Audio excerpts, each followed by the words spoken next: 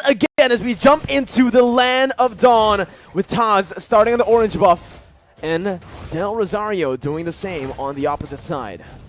Slow start for both these junglers. They are tankier junglers essentially, so they are going to be playing a lot more for utility, but I guess Taz on the Akai can be a lot more aggressive. And just like that, you can see that the Philippines, they really enjoy using Villaluna to try get a lot of information and just be a big nuisance. And you can see the response coming in from the Indonesian players. The Philippines already dictating what the movements are going to be. Both teams, again, just fighting for that mid control that is so prio, so necessary now in this current meta. Both Taz and Del Rosario are looking to go for this Lethal Wanderer, but it does feel like Indonesia will have a bit more of an advantage with the faster wave clear in the mid lane. That's the Lethal Wanderer secured by Taz, getting him a bit more XP and gold to play with. So he'll have that power spike very early on, already at level 4. As we mentioned, the wave clear game is now being a lot more monitored, a lot more managed by the players from the side of Indonesia. They've suffered from it once, they are not trying to suffer the same fate again. So right now, they're just moving around, and I think before the first turtle spawns, it's going to be relatively slow, but as I say that though, uh-oh, there you go. Ooh. That's the barrier with a wild charge. Psychos now going to be caught. First blood over to Philippines, but look at Taz. He's able to bring the members back in with a heavy spin. Del Rosario going to fall. The jungler for the XP lane, and Dapda will be forced to flicker out of there. Villaluna a bit late on this rotation to match up against the Indonesian mid laners, but it is still just going to be a 1-for-1. So 1-for-1, so both teams now holding their own, but this is where things get a bit hairy. The first turtle, where everyone has their ultimates, we have to see who can actually weave in the better team fight. No ultimate for Del Rosario just now. Taz gonna go for it. Will be able to secure the turtle with a brilliant retribution. Dreams gets knocked up, but Philippines decide to back off. Now Dreams flickering forward, gets the Divine Judgment onto Imam, who's able to flicker away. Psychots has the Black Dragon form, looking for it, just decides to zone the Filipino members here and backs off.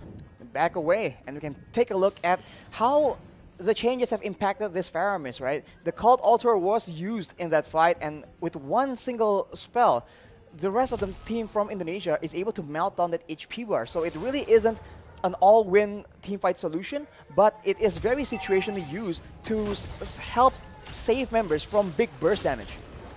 Now it's a complete change from game number 1. Imam, though, going to be immobilized. That's the damage coming through. Whew. Sniped down by Brands, but the kill will go over to Hijume. Brands sacrificing a bit of gold there in the bottom side, but will still be able to catch up down below to pick up that cannon minion. With stronger laners on the hands of the Indonesian players, they are now able to actually match the aggression, the fights, the skirmishes from the members of the Philippines, and now you can see that the Kaja pick is just having a lot more impact. This is what they wanted to do in game number 1, but the macro play coming in from the Philippines was able to deny that. That won't be the case for this game though, and now this becomes a contest of proactivity. Who can have the higher work rate, the more versatile maneuvers, and just the more proactive plays. And this is the reason as to why I felt like the Leslie should have been the one, the hero, to be banned out by Team Philippines. Because you can see, on this Leslie, sure, you're very vulnerable, but you also are really good at actually going at duels up against the Beatrix. I would actually say in a 1v1, it's skill dependent, but Leslie has a bit of an edge. Why? Because he doesn't need to target any of his skills. It's not a skill shot. Meanwhile, for the Beatrix, you need to go for those render shots to actually be able to compete in that range battle. They have to be careful though, because Soriano has the Blade of Despair completed, and it will be a big factor in the next fight. The turtle is being pressured for both teams, but it seems like the Indonesians will have a bit of a lead in the control game. Divine Judgment and the Petrify. Imam going to be able to pop the Cult Altar. Taz against 3 members, still able to secure the turtle. Right now, Psychot jumps in with the Black Dragon form, zoning the backline away. Dapadap going to be pinned down onto the wall with the heavy spin, and that's Hijume who picks up the killing spree. Everything going well for Indonesia, and everything going wrong for Philippines in the early game of Game 2. They lose a member to the pickoff, they lose a turtle to the steal, so Indonesia is completely taking over and looking completely different. Is this a momentum thing? We'll just have to see. Hijume with the Ice Queen's wand right now will ensure that the Filipino members need to be a bit more careful, even more careful in how they want to position. They've been getting caught out without that slow as well. Brands has just been farming up a storm.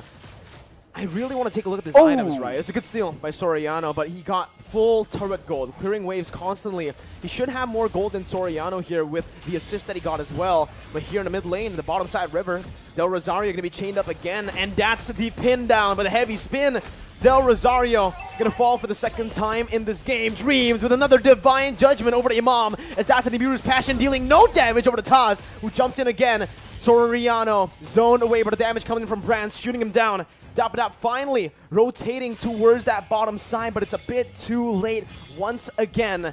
Team Philippines falling more and more behind as we go and progress into the game. The Philippines are having very much trouble trying to manage distance because they're being slowed an insane amount. At any moment, it starts with the slow, and then it gets followed up with the Divine Judgment, with the heavy spin. So Indonesia's pick-off game is going exactly how they want it to, and right now, they also have the advantage when it comes to range, and also when it comes to that late game. They have that artillery with the real-world manipulation, and they also have the Leslie that can do a lot of true damage, up to 2k in a single hit, and in the late game, Soriano will have a lot of issues trying to get any impact done in the middle of a big team fight. There's so much CC from Team Indonesia. There's a lot of survivability from Philippines, but they need to be able to utilize that crazy engage from the wild charge, and right now, it just doesn't feel like they are going to be able to. Taz there going for the turtle. That's going to be the real world manipulation that was popped into for Soriano to flicker out. They baited out the Cult Altar, and they baited out Villaluna into the other side of the wall. Mid lane turret going to be sieged down. Brands looking just to poke the Filipino members, but it's a good disengage by both teams. It's still a small victory for Indonesia with that turtle take. Look at how much movement, how much of a reaction you can see from the Filipino players whenever Skocak is on the map, whenever he makes an appearance. He wasn't even popping the Black Dragon from initially, and everybody was walking backwards in fear of that engage coming through. And when you are so focused like that, you are not looking at Taz with a heavy spin. You are not looking at Dreams waiting for that Divine Judgment. What I want to look at is definitely the items here for Brands, because I wonder how much gold he's actually gone this game. So far, he has been left untouched to free farm. And he's dealing so much damage. That's going to be the flicker over to Divine Judgment as well to find Del Rosario. The true damage does its work. Brands picks up the kill. Dapadap trying to look for a re-engage now, but only taunting Taz. Look at the poke put down by Brands. Dream's going to be in the midst of it all right now, as he is going to be able to dish out some damage to zone the other members away. Dream still there with legs from Skocak with a petrified to find Soriano, and the furious dive to get Imam low under the tier 1. Gunned down by Brands. It's a 2-0 trade for Indonesia. Unreal execution coming in from Indonesia right now. We thought that Skocak was the main distraction. He was the one coming in from behind. You barely notice it until it's way, way too late. Let's take a look at that replay right now. The fight was breaking up. There's a lot of action back and forth, and Skocak out of nowhere. The tower doesn't even matter because it's way too low. Indonesia able to actually push Philippines into a very uncomfortable position, and now with all the advantages when it comes to crowd control, when it comes to damage, they are looking at a cruising victory in game number 2. This is insane. Unreal. That's the word you can use for it, right? So much doubt for this Indonesian team after they qualified to represent Indonesia with only a week to prepare right after qualifying. Still able to play super well. And now they're rotating towards that top side. Taz soloing that lore. Del Rosario caught, no one there to help him out. Has to use the wild charge defensively and will lose out on a lot of HP. Brand still is able to get out, has the flicker. They're going to go in for another re-engage here. Just some poke down onto the frontliners. And you can see that true damage, Arashi. I really wonder what the items are looking like right now, because the damage is pretty unreal already in 9 minutes for a Leslie. It comes with a true damage, and when you're concerned about the true damage, you can actually feel the burn coming in as well. Look at the items, as you mentioned. The Windtalker, the Endless Battle as well, allows him to get so much more burst damage initially, and after that, the Berserker's Fury allows him to dish out a healthy amount of DPS. On the other hand, you can see the Yves right? Hijumi with the glowing wand, all these tanky members are taking percentage HP damage whenever he's dishing out these spells, and they are absolutely spammable. And the siege game is dangerous. Luna going to be caught in that real-world manipulation. Imam as well, zoned away. The wave manipulation from Indonesia, absolutely phenomenal, as they are going to be able to use the Lord down below to pick up a turret. With Psychot zoning the other members away with a Black Dragon form as well. That's base turret number 1 taken down. Top side pushing in, but Indonesia will decide to just play it slow. Clear out the mid lane and reset. They have an absolute advantage when it comes down to those siege situations. Having the Yave, having the Leslie means that you do not have to go and force those fights, because there's no other way for the Philippines to dish back that kind of damage. Soriano is the only solution they have, and at this point, when the only option you have, when you only have a single option, it becomes very easy for your opponents to try and adjust to that. But the Philippines, it seems like they are not willing to completely concede control just yet. They need to be very careful though, because the flank game, that flank game is just so on point from Indonesia right now. This is what we saw in Game 1, only just the opposite happening here in Game 2. Indonesia having control the whole 10 minutes early on. Philippines with a very similar flanking position here to look for something, but it's going to be a concealed play from Indonesia. And oh my god, Dream finds the Divine Judgment onto the best possible target. Soriano's out. Dapadap has to flicker out, but Psychos chases him down with a passive. Dapadap still surviving here. Only one member taken down, but that might just be the member that Indonesia needs to pick up some more base turrets. That high ground control is no longer available for Soriano. Dapadap trying to go in for some damage right there, but it's actually going to be petrified from Imam. He's going to be taken down. The wild charge in desperation. Villaluna in the back has to back off.